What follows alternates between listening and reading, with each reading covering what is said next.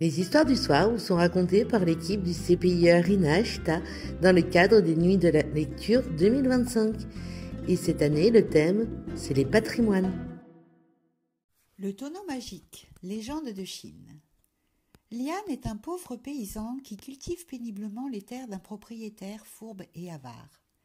Courbé du matin jusqu'au soir, il rêve au jour où la vie lui offrira un peu de douceur. Il rêve tant et tant qu'un jour, en labourant, le soc de sa charrue heurte quelque chose de dur. Tout autre paysan aurait pensé à une racine quelconque, et plutôt que de perdre son temps aurait contourné l'obstacle. Mais Lian est un rêveur, et il se dit que la chance se cache peut-être sous ses pieds.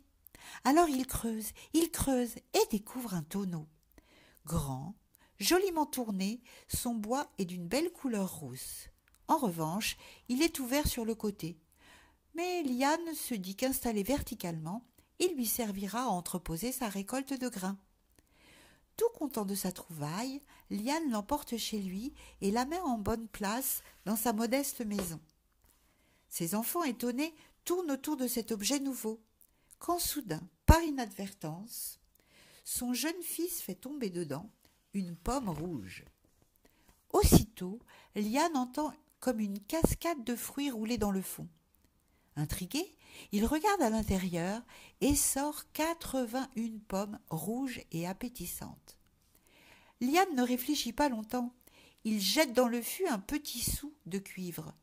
Du fond du tonneau s'égrène alors une musique cristalline. Et Lian récupère 81 pièces. Le paysan comprend combien il a eu raison de rêver. Désormais, il ne connaîtra plus la misère et il se met à chanter. Cette allégresse réjouit son cœur pendant plusieurs jours, malgré la mésaventure de l'araignée du fond du plafond, dont le fil se brise et qui tombe dans le tonneau magique. Chasser 81 bestioles velues n'est pas une partie de plaisir. Lian prend alors la bonne habitude de recouvrir sa trouvaille miraculeuse d'un épais couvercle. Le paysan n'aura connu qu'un bonheur de courte durée. Par on ne sait quelle rumeur, le propriétaire des terres a vent de l'affaire et se rend chez Lian. « Tu as voulu me voler, chenapan. Tout ce qui est sur mes terres m'appartient. Donne-moi ce tonneau ou je te traîne devant le juge. Et tu sais comment il méprise les pauvres de ton espèce. » Lian n'a pas d'autre choix que de laisser le propriétaire s'emparer du tonneau. Celui-ci l'emporte chez lui. Sans relâche, il y jette des pièces d'argent qui se multiplient dans un délicieux cliquetis. L'homme ne prend même pas le temps de vérifier que les 81 exemplaires sont bien là. Sa fortune augmente à vue d'œil. Mais dès le lendemain, le chef administratif de la région accourt à son tour.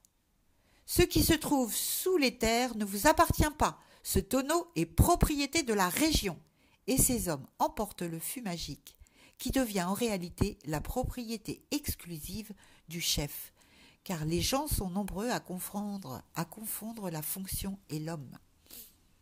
Le chef se voit déjà puissant, mais il oublie le maître de tout, l'empereur à qui ses innombrables espions ont raconté les péripéties de cet objet magique. « Chaque centimètre du territoire impérial m'appartient.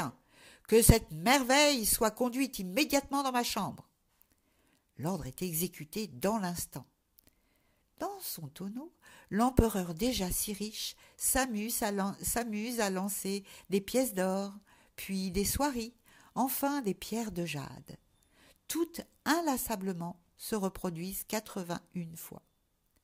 Bien vite, le jeu lasse l'empereur. Qu'est-ce que ces richesses changent à sa vie, lui qui a déjà plus qu'il ne peut en profiter? C'est autre chose qui l'intéresse, comprendre le fonctionnement de ce tonneau magique.